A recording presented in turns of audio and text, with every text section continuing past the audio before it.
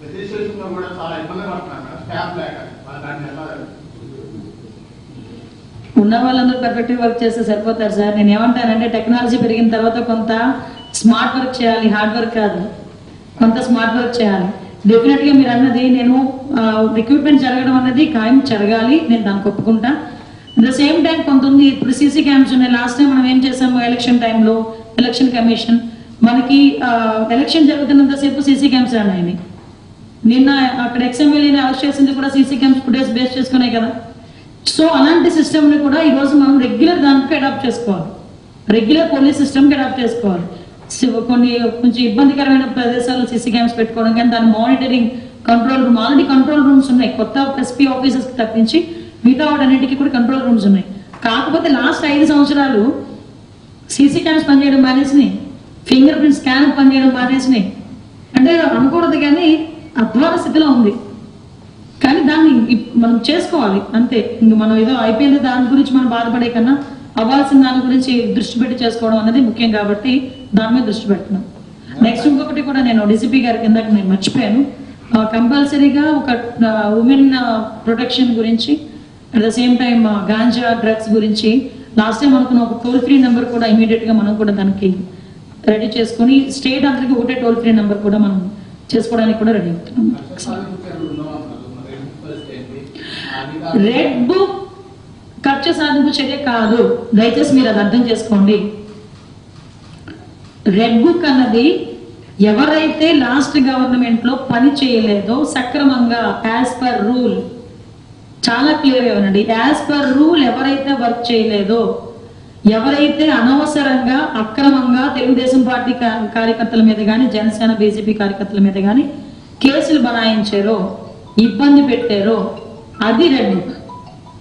కక్ష సాధింపు అన్నది మేము మొదలు పెట్టాలంటే డే ఫస్ట్ నుంచి స్టార్ట్ చేయాలి. మా అవసరం ఉండదు, కార్యకర్తలు బయటకు వచ్చేస్తారు. కానీ ఒక్కటి ఏంటంటే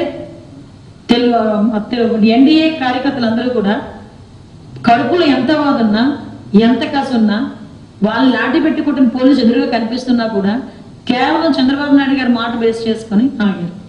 వాళ్ళు ఇది చేస్తారని నేను చెప్పట్లేదు, కానీ నాయకుడి మాటకి ఆ వాల్యూ ఇచ్చారు. చంద్రబాబు నాయుడు గారు కూడా ఈ రోజు ఏంటంటే రాష్ట్రం అప్పుల పాలైపోయింది. నిన్న మీరు నమ్ముతారా, సిపి ఆఫీస్ తాకట్లో ఉందండి వైజాగ్ లో. నిజం, వైజాగ్ సిపి ఆఫీస్ తాకట్లో ఉంది. ఆ సిపి పరిస్థితి, నేనే డబ్బులు కట్టలేదు అనుకోండి, ఏదో ఒక రోజు వచ్చి నోటీస్ అంటిస్తాడు సిపి ఆఫీస్ కి. ఎక్కడికి వెళ్ళిపోతాడు సిపి పెట్టుబడి పట్టుకొని. ఈరోజు సిచ్యువేషన్ అంత దారుణంగా ఉంది. ఈ టైంలో ల్యాండ్ కొట్టా, ఈడ్ని కొట్టా, ఆడిని చంపా, ఈడ్ని చంపా, అది కాదు అవసరమా? ఇంత 164 సీట్స్ ఇచ్చారంటే చంద్రబాబు నాయుడు గారి మీద ఎంత నమ్మకం లేకపోతే ప్రజలు ఇస్తారు చెప్పండి? ఆ నమ్మకాన్ని నిలబెట్టుకోవడం ముఖ్యమా?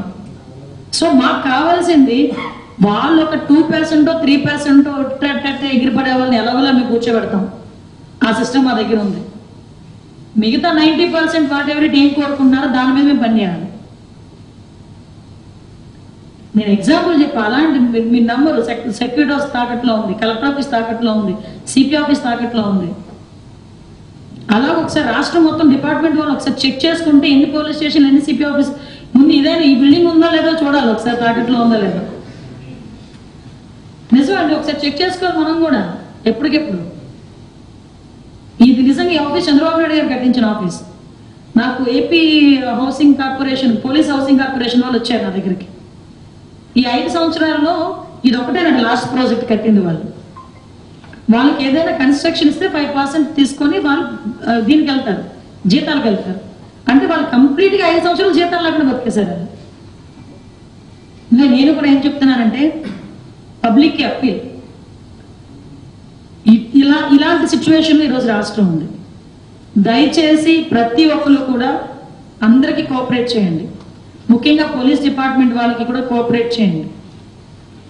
పోలీస్ డిపార్ట్మెంట్ వాళ్ళు కూడా దయచేసి మీకు రాజకీయాలు వద్దు. Do your work, me work మీరు చేయండి. కాకి చొక్కా వేసుకుని రాజకీయాలు చేస్తే కాకి చొక్కా ఎందుకంటే కథ చొక్కా వేసుకోవచ్చు కదా. సో అదొక్కటే నేను అప్పీల్ పెడుతున్నా. అందరూ కూడా సహకరించండి, ముఖ్యంగా పత్రికా సోదరులు అందరూ, వీరందరూ కూడా సహకరించాలి. Thank you.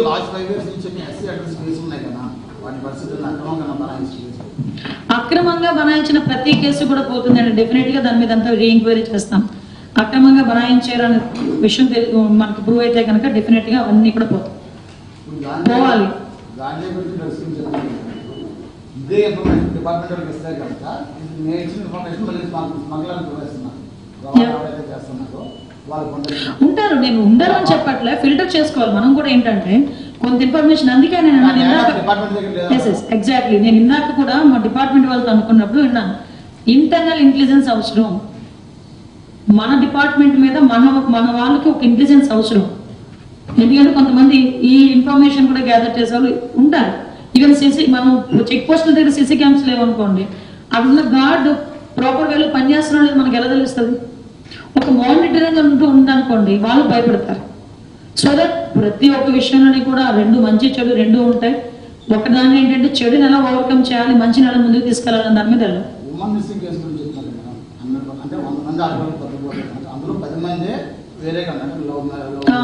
ఓకే, అది కాకుండా మన డిపార్ట్మెంట్ విజయవాడ నుంచి మన సిపి ఆఫీస్ నుంచి ఒక 4 డిపార్ట్మెంట్ నుంచి ముంబై వెళ్ళారు. అక్కడి ఒక ఫిల్మ్ ఆర్టిస్ట్ తీసుకొచ్చారు విజయవాడ. లేదండి జరిగింది, నేను కాదని చెప్పట్లేదు. మీకు విషయం చెప్పనా, నేను ఇందాక అడిగాను ఉమెన్ మిస్సింగ్ కేసెస్ ఎన్ని ఉన్నాయని మన వాళ్ళు అడిగాను.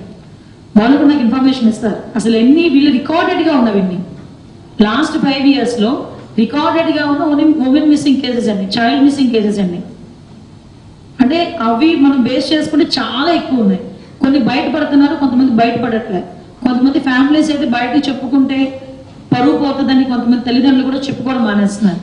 దానికి నేను క్లియర్గా అడిగా, వీళ్ళు ఏదైనా లవ్ ట్రాక్ లేకపోతే ఎవరైనా ఒక మాఫియా నడుస్తుందా, ఏదైనా ఒక ముఠా నడుస్తుందా, దాని మీద కూడా ఇన్వెస్టిగేట్ చేయాల్సిన అవసరం ఉంది. డెఫినెట్ గా చేస్తాం, అది ఫర్దర్ గా జరగకుండా చూసుకోవాలి. ఎందుకంటే ఒకటి ఆంధ్రప్రదేశ్ లో ఉంటే ప్రొటెక్షన్ గా మేము ప్రొటెక్టివ్ గా మేము హ్యాపీగా ఉన్నాం, భరోసాగా ఉన్నాం, భద్రతగా ఉన్నాం అన్న ఫీలింగ్ అయితే తీసుకురావాలండి. అదొకటే మా ఎజెండా. అల్టిమేట్ గా మా ఎజెండా ఒకటే, ఆంధ్రప్రదేశ్ లో మేము భద్రతగా భరోసాగా ఉండగలుగుతున్నాం, అది కావాలి.